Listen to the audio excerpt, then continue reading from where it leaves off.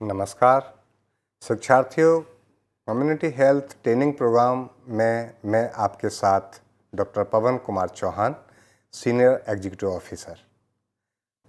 हमारा आज का जो यूनिट है कम्युनिटी हेल्थ ट्रेनिंग प्रोग्राम के अंतर्गत जो फर्स्ट सब्जेक्ट है आपका बेसिक लाइफ साइंसेस, उसके अंतर्गत ये चौथी यूनिट है सामान्य रोगों के निवारण और घरेलू उपचार। तो आज हम इस यूनिट पर बातचीत करेंगे, चर्चा करेंगे और स्वास्थ्य के बारे में समझेंगे, उन सामान्य बीमारियों के रोगों के बारे में भी जानेंगे जो अक्सर लोगों को मौसम बदलते वक्त या वैसे भी हो जाती हैं। तो सभी बीमारियों में ध्यान रखिए कि कुछ ही बीमारियां ऐसी हैं जो डॉक्टर के पास जाने की ज़रूरत है, चिकित्सक से परामर्श करने की ज़रूरत है और आपको मेडिसिन लेने की भी ज़रूरत है। लेकिन 65% से अधिक ऐसी छोटी मोटी बीमारियां होती हैं या डिसऑर्डर्स हो जाते हैं जिनमें हमें किसी तरह की कोई मेडिसिन लेने की आवश्यकता नहीं होती। तो ध्यान रहे कि ऐसी स्थिति में जब कोई भी किसी तरह का डिसऑर्डर हमको लगता है, स्वास्थ्य से संबंधित कोई प्रॉब्लम हमें महसूस होती है, तो हम क्या करें, कैसे उन बीमारियों से निजात पाएं, निवारण करें और क्या घर के अंदर कुछ ऐसी औषधियाँ, ऐसा भोजन, ऐसी चीज़ें हमारे पास हैं जिनके माध्यम से क्या हम उपचार कर सकते हैं। तो ये बहुत महत्वपूर्ण है और मैं समझता हूँ न केवल हमारे स्वास्थ्य कार्यकर्ताओं के लिए अपितु उन सभी लोगों के लिए जो स्वास्थ्य बेहतर चाहते हैं, उन सभी के लिए ये आवश्यक है। तो इस लेसन के लिए हमारे साथ मौजूद हैं doctor Rajni Dubey. Doctor Rajni Dubey physician हैं, मैं उनका स्वागत करता हूं। नमस्कार, आपका बहुत बहुत स्वागत है इस कार्यक्रम में। तो आज डॉक्टर रजनी दुबे आपको इन सामान्य बीमारियों से चर्चा करेंगी, अवगत कराएंगी और किस तरह से इनका घरेलू उपचार किया जाए और किस तरह से स्वस्थ रहा जाए, इस पर वो बातचीत करेंगे। आज हम बात करेंगे सामान्य रोगों का निवारण और घरेलू उपचार। किस तरीके से हम सामान्य रोगों को ट्रीट कर सकते हैं, मगर उससे पहले हमें ये जानना ज़रूरी है कि स्वास्थ्य क्या है। मनुष्य जीवन की विभिन्न अवस्थाएं होती हैं, जैसे बालपन, किशोर अवस्था, वयस्क अवस्था और अंत में वृद्धावस्था। वो इन सब अवस्थाओं से गुजरता है और उसके लिए हर अवस्था में स्वस्थ रहना ज़रूरी है। ऋषियों ने भी कहा है कि जो भी हम कर्म करते हैं या जो भी धर्म करते हैं वो सब हम इस शरीर के थ्रू करते हैं। तो ये शरीर ही ऐसा स्थान है जहाँ से हम सारे धार्मिक कृत्य करते हैं और इसको स्वस्थ रखना हमारा सबसे पहला कर्तव्य है। आयुर्वेद में भी कहा गया है, समदोषा समाग्नि सम धातु मल क्रिया प्रसन्न आत्मेंद्र स्वस्थ मिति धीयते, यानी कि जिसके सारे दोष अग्नि और धातु और मल क्रिया सम अवस्था में रहती है और जिसकी आत्मा, इंद्रिय व मन प्रसन्न हो, तभी उसका शरीर स्वस्थ कहा जाता है। तो शरीर को स्वास्थ्य, शारीरिक, मानसिक और हर तरीके से स्वस्थ रहना चाहिए। अब हमारे मन में ये सवाल आता है कि शारीरिक स्वास्थ्य के लिए क्या मापदंड हैं, हम किस तरीके से अपने आप को हेल्दी रख सकते हैं, वो कौन सी आदतें हैं जिसके द्वारा हम हेल्दी रह सकते हैं। तो उसके लिए सबसे पहले ज़रूरी है कि आप संतुलित आहार की आदत डालें, गहरी नींद में सोएं, शरीर के सभी अंग सामान्य आकार के हों और उचित रूप से कार्य करते हों, नाड़ी स्पंदन, रक्तदाब, शरीर का भार, यह सब भी नॉर्मल होना चाहिए, तभी हम मान सकते हैं कि कोई व्यक्ति स्वस्थ है। तो ये स्वास्थ्य के मापदंड हैं जिनसे हम मानते हैं कि व्यक्ति स्वस्थ है। अभी हमने बात करी कि वो कौन से मापदंड हैं जिसे देखकर हम ये बता सकते हैं कि व्यक्ति स्वस्थ है।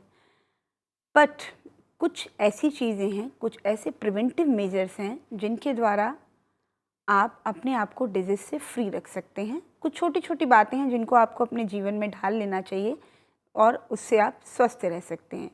पहला, हमेशा खाना खाने से पहले और खाना खाने के बाद अपने हाथ को धोएं। हमेशा खाना पकाने के लिए और खाना रखने के लिए साफ़ बर्तनों का इस्तेमाल करें। खाना खाते वक्त कभी भी खाने के बीच में पानी ना पिएं। ये बात आपको बहुत लोग कहते होंगे और इसका कारण है कि ऐसा क्यों कहा जाता है, बिकॉज़ जब हम खाना खाते हैं तो कुछ वैल्यूएबल एंजाइम्स होते हैं जो कि हमारे डाइजेशन में हेल्प करते हैं। तो जब हम ड्यूरिंग मील उसको पानी ले लेते हैं बीच में, तो ये एंजाइम डाइल्यूट हो जाते हैं और जो डाइजेशन का प्रोसेस है वो हैम्पर हो जाता है या हम कहें पुअर हो जाता है। अब ऑलवेज़ कीप द वाटर, पानी जो क्योंकि सबसे ज़रूरी चीज़ है आपके शरीर के लिए, तो उसको हमेशा क्लीन यूटेंसिल में रखें और कवर करके रखें जिससे उसमें कोई बैक्टीरिया या कोई गंदी चीज़ ना गिर जाए।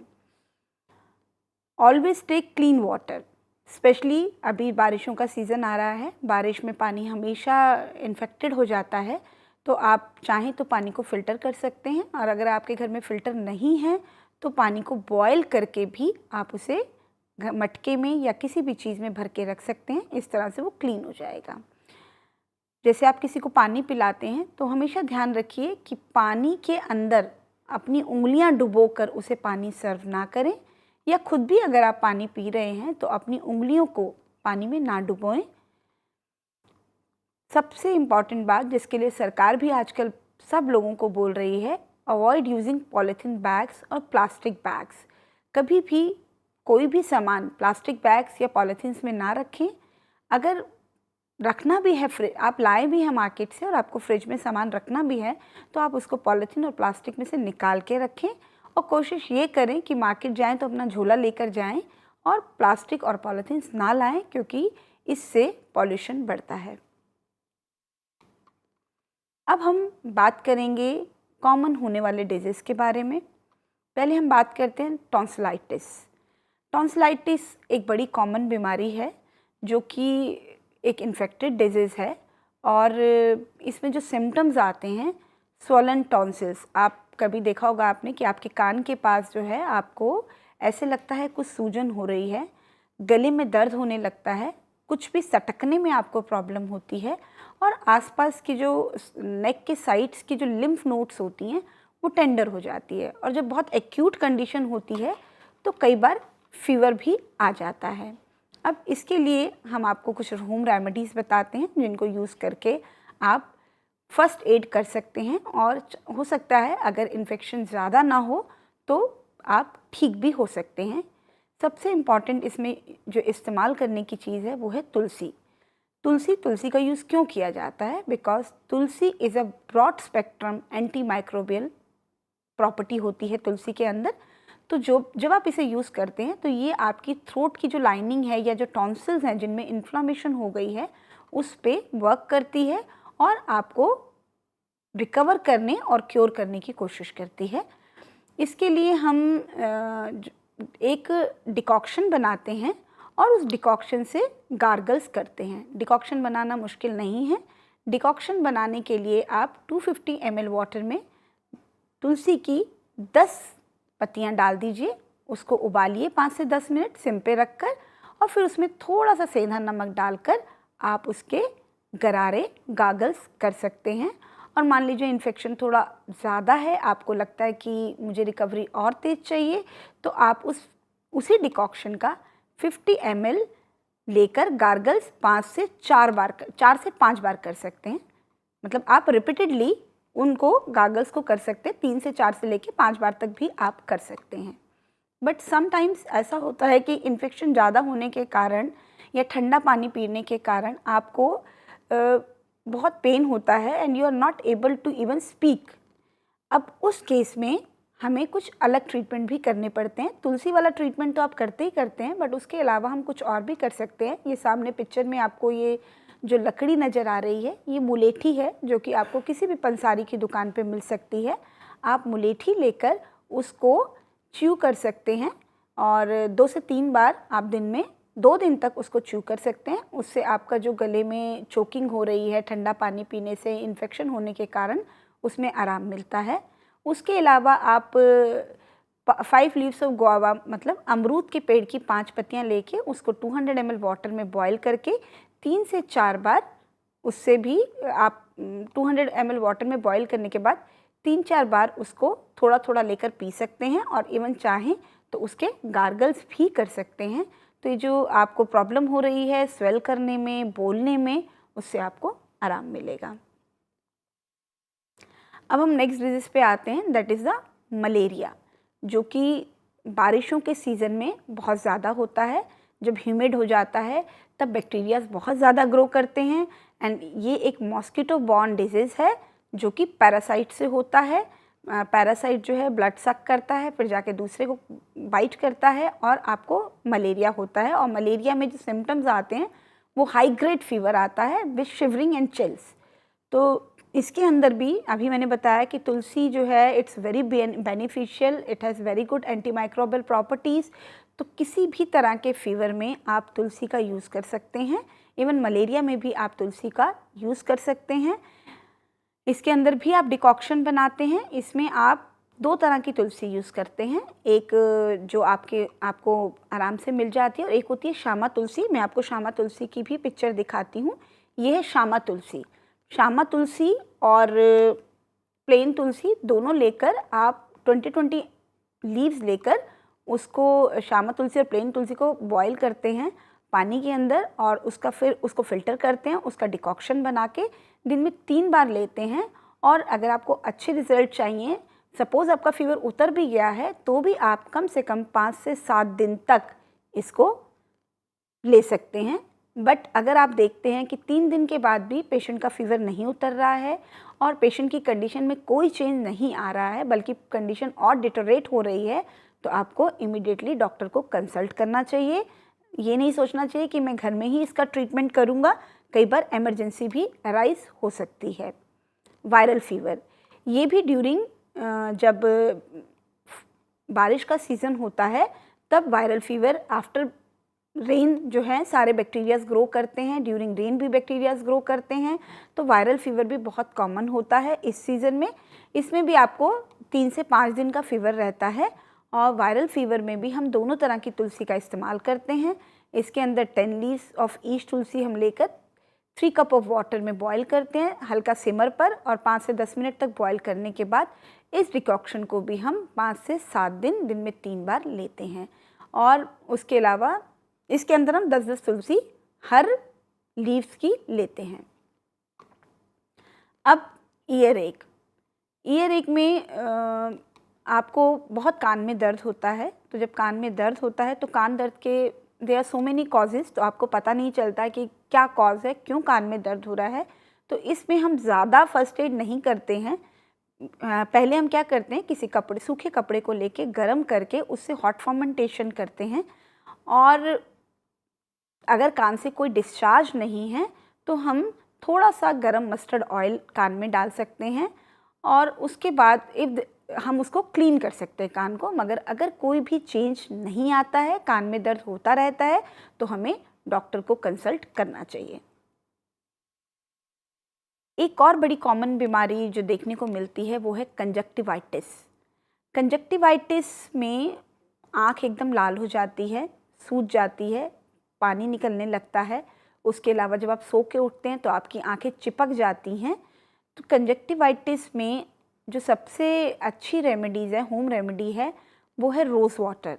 आप चाहें तो मार्केट से रोज़ वाटर ख़रीद सकते हैं, नहीं तो आप खुद भी बना सकते हैं। इसको बनाने के लिए आपको 5 रोज़ेज़ लेकर उसके पेटल्स अलग अलग करने होते हैं, और उसको 1 कप ऑफ वाटर में डालकर उबालना होता है। जब वो आधा रह जाए तो उसको फ़िल्टर कर दें, फ़िल्टर करके स्ट्रेन कर लें। स्ट्रेन करके उसको अपने फ्रिज में रख दें, और 2 से 3 ड्रॉप आपको उसको आइज़ में डालना होता है दिन में 3 बार। ऐसा करने से आपको आराम आता है। बट स्टिल अगर आँख लाल होती ही जाए और आराम ना है, क्योंकि कंजक्टिवाइटिस में भी 3 से 5 दिन का इंक्यूबेशन पीरियड होता है ठीक होने में, और मान लीजिए 3 दिन में आपको लगता है कि रेडनेस नहीं कम हो रही है और आइज़ की जो प्रॉब्लम थी वो वैसी की वैसी परसिस्ट है, तो आपको फिर डॉक्टर के पास जाना चाहिए। टूथएक, ये भी बहुत बड़ी प्रॉब्लम है। कई बार रात में सोते वक्त अचानक ही दांत में दर्द हो जाता है। अगर आपके घर में लौंग का तेल पड़ा है तो आप लौंग के तेल को उस अफेक्टेड एरिया में लगा सकते हैं। और तुलसी अगर घर में है तो तुलसी का रस निकाल के उस अफेक्टेड एरिया में लगा सकते हैं। और नहीं कुछ समझ आ रहा तो सिर्फ लौंग को अपने दांत में रख के भी सो सकते हैं, क्योंकि लौंग बहुत अच्छा एंटी इन्फ्लामेटरी वर्क करती है। और मैं अगेन बार बार आप सबको यही बोल रही हूँ जो मेरे हेल्थ वर्कर्स हैं कि अगर पेशेंट की कंडीशन नहीं ठीक होती है तो आपको उसको डॉक्टर के पास लेके जाना चाहिए। अब हम बात करते हैं जॉन्डिस के बारे में। जॉन्डिस भी अब इस सीज़न में होने वाली बड़ी कॉमन बीमारी है और ये यूजुअली वाटर बॉर्न डिजीज़ है कि हम जब कोई भी इन्फेक्टेड वाटर ले लेते हैं तो उसके कारण हमारा लिवर इन्फेक्टेड हो जाता है और वो हमें जॉन्डिस हो जाता है। जॉन्डिस में पेल कलर का स्टूल आता है, डार्क कलर का यूरिन आता है, स्किन पे ईचिंग होने लगती है, नॉजिया वॉमिटिंग होता है, बहुत ही एक्यूट केस में रेक्टल ब्लीडिंग तक होता है और डायरिया, फीवर, चिल्स, वीकनेस। मगर अगर रेक्टल ब्लीडिंग की कोई कंडीशन आती है तो आपको उस पेशेंट को छेड़ना ही नहीं है, उसको डायरेक्ट डॉक्टर को ही रेफ़र करना है। बट अगर आप मान लीजिए आपको दिखता है कि उसकी आइज़ में येलोनेस आ रही है और स्किन थोड़ी येलो लग रही है तो आप उसको बेसिक ट्रीटमेंट दे सकते हैं। इसमें 2 हर्ब्स हैं जो बहुत अच्छा काम करती हैं और ये हर्ब्स आपको ईज़िली मिल जाएंगी, हर गार्डन में उगती हैं और ये अपने आप उगती हैं, इनको उगाने की ज़रूरत नहीं है। एक हर्ब है जो ऊपर दिख रही है पुनर्नवा, दूसरी हर्ब है भूहमल की। इसको भूहमल की ऊपर वाली जो हर्ब है पुनर्नवा, वो आप गांव में किसी से भी पूछिए तो लोग इसका साग बना के खाते हैं। इसको गधे पुना करके भी बोलते हैं और साग बना के इसका खाया जाता है। जो नीचे वाली हर्ब्स है भूहमल की, ये अपने आप उग जाती है, छोटी सी हर्ब होती है। इसका मतलब बहुत छोटे साइज़ की होती है। जब आप इसके पत्तों को उखाड़ के देखेंगे तो पीछे आपको छोटे छोटे से आंवले नज़र आएंगे। आंवले की साइज़ के इसके आपको गोल गोल चीज़ें नज़र आएंगी और ये बहुत छोटा सा प्लांट होता है भूअमल की। पुनर्नवा और भूअमल की are the best medicines for the liver and jaundice. Even hepatitis में भी भूअमल की का बहुत अच्छा रोल है। आप पुनर्नवा के 5 ग्राम पुनर्नवा ले लें और उसको पानी के साथ ग्राइंड कर लें।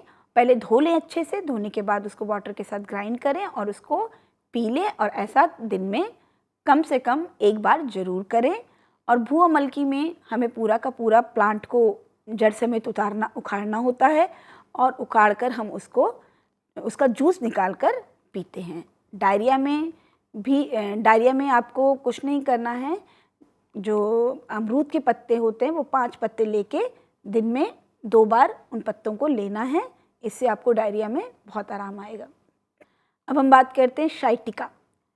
शाइटिका एक ऐसा पेन है जो कि आपकी कमर से शुरू होता है और आपके पैर तक जाता है। कई बार पेशेंट आके कंप्लेन करते हैं कि हमको जब खड़े होते हैं तो बड़ी एक पैर में बहुत अकड़ाहट होती है और ये दर्द हमारी कमर से लेके हमारी लोअर फुट तक जा रहा है। इसके लिए इसको हम शाइटिका रोग कहते हैं और इसमें बहुत अच्छा एक टेस्ट होता है। पेशेंट को लेटाकर उसे पैर ऊपर करने को कहें, वो सीधा पैर नहीं कर पाता है तो इसका मतलब उसको शाइटिका रोग है। इसके अंदर हमें 2 प्लांट बहुत इम्पॉर्टेंट है। जो ऊपर प्लांट दिख रहा है वो है हार सिंगार। हार सिंगार की पहचान, हार सिंगार का पत्ता पेड़ आपको हर जगह मिलता है। इसके जो फूल होते हैं उनमें बड़ी खुशबू होती है, वो सफ़ेद और पीले रंग के होते हैं। इससे आप हार सिंगार के प्लांट को पहचान सकते हैं। नीचे मैंने पलाश के फूल दिखाए हैं जो कि लाल रंग के होते हैं। पलाश भी आपको हर जगह मिल जाएगा। तो शाइटिका रोग में हम 100 पत्ते हार सिंगार के लेते हैं और कुछ फूल पलाश के लेते हैं और इन दोनों को हम 1 लीटर पानी में उबालते हैं जब तक ये 3/4 ना रह जाए। उसके बाद उसको फ़िल्टर करते हैं और एक टाइट बोतल में रख कर उसको फ्रिज में रख देते हैं और आपको रोज़ 2 चम्मच इसको 1 महीने तक कम से कम खाना है। कम से कम 1 से 2 महीने तक पीना है तो आपको शाइटिका रोग में बहुत आराम आएगा। अगर किसी को बहुत ज़्यादा प्रॉब्लम है, बहुत ज़्यादा पेन है और वो चाहता है कि वो डॉक्टर से कंसल्ट करे तो वो डॉक्टर से कंसल्ट कर सकता है, मगर इस ट्रीटमेंट को वो कंटिन्यू सभी मेडिसिन्स के साथ रख सकता है। तो इसको बनाकर आप आराम से, मतलब हेल्थ वर्कर्स उनको बता सकते हैं कि आप इसे बना के फ्रिज में रख लीजिए और रोज़ 2 चम्मच इसको पीना है। अब हम आते हैं पेन इन जॉइंट पे। पेन इन जॉइंट वैसे बहुत तरीके का होता है। ऑस्टियोआर्थराइटिस है, रूमेटॉइड अर्थराइटिस है, गाउट है, तो कहीं का भी पेन हो सकता है, किसी भी जॉइंट का पेन हो सकता है। इसके अंदर आप अपने पार्क में देखिएगा अश्वगंधा के पौधे लगे होते हैं जो कि बहुत छोटे छोटे होते हैं। आपको उसकी जड़ का इस्तेमाल करना होता है। अश्वगंधा के पौधे का जड़ भी आपको मार्केट में आराम से मिल जाती है। आप उसे लाइए, उसको ग्राइंड करिए, उसका पाउडर बनाइए और 2 से 4 ग्राम अश्वगंधा पाउडर दूध के साथ आपको 1 महीने तक लेना है। इससे आपके जॉइंट पेन में बहुत आराम आएगा। अब हम बात करते हैं पित्ती और एलर्जिक रिएक्शन की। ये जो है इसमें पेशेंट को बहुत प्रॉब्लम होती है। ये आपको फ़ोटो में दिख रहा होगा। उभार से नज़र आते हैं, खुजली होती है, रेडनेस होती है, वो स्किन वहाँ पर ड्राई हो जाती है और पेशेंट बहुत परेशान होता है। कई बार उसको हाई ग्रेड फीवर तक आ जाता है। इसके अंदर आप 250 ग्राम काली तुलसी लेंगे और उसको 1 लीटर पानी में 10 मिनट तक उबालेंगे। उसके बाद जो आपके नहाने की बकेट है उसमें जो पानी है उसके अंदर आप इसको मिला देंगे। उसके बाद आपको मग्गे से उस पोर्शन को इस पानी से धोना है और दिन में कम से कम 2 बार ऐसा ज़रूर करें। और इसमें आपको स्पेशली ये ध्यान रखना होता है, इसके नाम से ही आपको पता चल रहा होगा पित्ती, तो जितनी भी गर्म चीज़ें होती हैं वो सब आपको अवॉइड करनी होती हैं। जैसे लाल मिर्च का सेवन बंद करा दीजिए पेशेंट का, खटाई मिर्च मसाले ये सब बंद करा दीजिए। आप जब उसका ये सब भी बंद कराएंगे तो भी उसको बहुत आराम आएगा। और उसे कहिए कि टेक प्लेंटी ऑफ वाटर। और हर डिजीज़ में ये भी ध्यान रखिए कि पेशेंट का स्टमक एकदम क्लीन होना चाहिए। डायबिटीज़ जो कि बहुत ही कॉमन बीमारी है। आप शहर में तो आपको पहले तो हम सोचते थे कि ये शहर के लोगों की बीमारी है, बट अब ऐसा नहीं रहा है। शहर क्या, गांव में भी अब आपको ऐसे लोग मिलते हैं जिनको ये बीमारी होती है। क्यों? क्योंकि हमारा लाइफस्टाइल बहुत बिगड़ चुका है। ये एक मेटाबॉलिक डिसऑर्डर्स है जो कि पेनक्रियास की डिस्टर्बेंस के कारण होता है। हमारा जो कार्बोहाइड्रेट्स है, फैट है और प्रोटीन है जो हम लेते हैं उसका मेटाबॉलिज्म डिस्टर्ब हो जाता है और हमारा जो कन्वर्जेंस है इन कार्बोहाइड्रेट फैट और प्रोटीन का वो डिस्टर्ब हो जाता है और हमारे ब्लड में और यूरिन में शुगर आनी शुरू हो जाती है। बेसिकली ये जो हमारा लाइफस्टाइल है उसके कारण होता है। हमारा लाइफस्टाइल बहुत डिस्टर्ब है। हम लोग आज के टाइम में काम कम करना चाहते हैं और सिटिंग प्रोफेशन हमारा बहुत है। हम एक्सरसाइज नहीं करते हैं, बिल्कुल व्यायाम नहीं करते हैं। तो जो लोग रेगुलर व्यायाम करते हैं उनका शुगर काफ़ी व्यायाम से भी कंट्रोल हो जाता है। उसके अलावा आप 1 चम्मच एलोवेरा लीजिए, एलोवेरा को साइड से काट कर उसका जूस निकाल लीजिए और 1 चम्मच एलोवेरा जूस उसको आप बेलपत्र जो होते हैं, आराम से आपको कहीं भी बेलपत्र मिल जाएंगे। बेल के पेड़ हर जगह होते हैं, नहीं तो आप मंदिर जाइए। सोमवार के दिन भगवान शिव पे बेलपत्र बहुत चढ़ते हैं और आयुर्वेद में स्पेशली कहा गया है वो बेलपत्र जो शिव पे चढ़ाए जाते हैं they are very good anti diabetic. तो आप 10 बेलपत्र लीजिए, 1 चम्मच एलोवेरा जूस लीजिए, पत्र का जूस निकाल लीजिए और एलोवेरा का जूस आपके पास है, इन दोनों को मिक्स करिए और डेली 1 महीने तक इसको लेते रहिए। अब हम बात करते हैं हाई ब्लड प्रेशर की। तो high blood pressure due to cholesterol भी हो सकता है, high blood pressure due to stress भी हो सकता है, high blood pressure due to metabolic disorders भी हो सकता है। हाई ब्लड प्रेशर बेसिकली एक लाइफस्टाइल डिसऑर्डर है। तो इसके लिए भी कुछ होम रेमेडीज़ हैं, जैसे कि अगर मान लीजिए आपका high blood pressure due to cholesterol है तो उसके लिए आप लहसुन ले सकते हैं। लहसुन को छील के सुखा के उसका पाउडर बना लीजिए और आधा चम्मच लहसुन पाउडर आप डेली लीजिए। मगर इसमें हेल्थ वर्कर्स को एक बात का ध्यान रखना पड़ेगा, कुछ लोग ऐसे होते हैं जो लहसुन का इंटेक ज़्यादा नहीं कर पाते हैं या ज़्यादा खाने से उनको स्किन में रैशेज़ होने लगते हैं, गर्मी लगने लगती है और प्रॉब्लम हो जाती है। तो ऐसे पेशेंट को आप ध्यान रखिए कि लहसुन मुझे पूरा चम्मच नहीं देना है, उनको लहसुन मुझे आधा चम्मच नहीं देना है, उसमें हमें उसे पहले 1/4 से शुरू करना है। हो सके तो 1/4 से भी कम में शुरू करें। जब आपको लगे कि पेशेंट ने इसको अडॉप्ट करना शुरू कर दिया है, पेशेंट को ज़्यादा प्रॉब्लम नहीं हो रही है, तब आप धीरे धीरे इसकी डोज बढ़ाएं। जिन लोगों को बीपी स्ट्रेस के कारण हो रहा है, उनको आप आधा चम्मच अश्वगंधा पाउडर दे सकते हैं। अश्वगंधा की पिक्चर मैंने आपको पहले दिखाई ही थी। अश्वगंधा की जो जड़ है वो मार्केट में मिल जाती है, उसको आराम से पीस कर उसका पाउडर बनाकर आप आधा चम्मच पेशेंट को दे सकते हैं। उसके अलावा आप 2 से 5 फूल हार सिंगार के प्लांट के दे सकते हैं। हार सिंगार का प्लांट भी मैंने आपको पहले दिखाया था, उसके फूल भी दिखाए थे। वाइट कलर के फूल्स होते हैं जिनकी पीली पीली सी डंडी होती हैं, आप वो फूल 2 से 5 पेशेंट को खाने को दे सकते हैं। उसके अलावा पेशेंट को प्लेंटी ऑफ जूसेस पीने को देते हैं। जूसेस क्यों दिया जाता है? जूसेस एक तो डिटॉक्सिफिकेशन का काम करता है, आपके सिस्टम को क्लीन करता है। उसके अलावा जूसेस में पोटेशियम्स बहुत होता है। हमको जब भी हाई बीपी होता है तो हमारी बॉडी में हमें कहा जाता है कि नमक कम खाना है। क्यों? क्योंकि बॉडी जब सोडियम को रिटेन करती है तो बीपी बढ़ता है। उसके कंपनसेट में जब हम कैल्शियम का इंटेक पोटेशियम का इंटेक बढ़ा देते हैं तो हमारा बीपी कंट्रोल में आ जाता है। इसीलिए हमको जूसेस का सेवन बहुत ज़्यादा करना चाहिए बीपी के पेशेंट को, और जितना हो सके नमक और घी, फैट को अवॉइड करना चाहिए। लाइट फूड खाना चाहिए और अपनी दिनचर्या को थोड़ा सा बदल लेना चाहिए। अब हम लास्ट में बात करते हैं कैंसर की। तो कैंसर के लिए मैं आप हेल्थ वर्कर्स को बताना चाहूँगी कि कैंसर कॉमन डिजीज़ में नहीं आता है, इसलिए कभी भी कैंसर के ट्रीटमेंट के बारे में ना सोचें। सिर्फ आप कैंसर के पेशेंट को कुछ घर में इस्तेमाल करने वाली चीज़ें बता सकते हैं। उसे कभी भी ये ना कहें कि हम ट्रीट करेंगे कैंसर को। कैंसर के लिए हमेशा पेशेंट को जो कंसल्टेंट होते हैं, जो एक्सपर्ट्स होते हैं, उनकी सुपरविज़न में ही ट्रीटमेंट कराना चाहिए।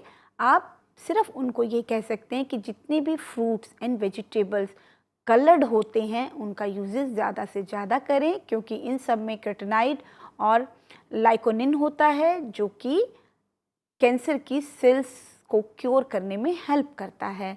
इन फ्रूट्स में आप ब्लैक ग्रेप्स ले सकते हैं, ऑरेंज ले सकते हैं, वाटरमेलन ले सकते हैं, पपाया ले सकते हैं। मतलब जिनमें भी आपको बहुत ज़्यादा कलर नज़र आता है वो सारे फ्रूट का इनटेक आप बढ़ा दें। चाहे तो आप पेशेंट को ये भी कह सकते हैं कि आप अपनी मील में maximum fruit and juices increase कर लीजिए। चपातीस जो है वो कम कर दीजिए। जितना आप लाइट फूड लेंगे, जितना आपकी डाइजेशन सिस्टम पे लोड कम पड़ेगा, उतना ही आपके लिए अच्छा रहेगा। वेजिटेबल्स में भी टमाटो है, एकदम रेड कलर का होता है। कैरेट है, एकदम ग्रीन रेड, वो भी रेड कलर की है। पालक एकदम ग्रीन कलर का है। उसके अलावा आप जो है red bell pepper, yellow bell peppers, broccoli है, इन सब का इस्तेमाल कर सकते हैं। तो कैंसर के पेशेंट को जब आप ये डाइट बताएंगे तो इससे उसको बहुत मदद मिलेगी। तो हेल्थ वर्कर्स, मुझे लगता है कि मैंने जो आपको पढ़ाया वो आपने अच्छे से सुना, उसे सीखा और उसको इस्तेमाल करने की कोशिश करिएगा। और हम फिर आएंगे और फिर आपको अगले चैप्टर के बारे में बताएंगे। नमस्कार, धन्यवाद।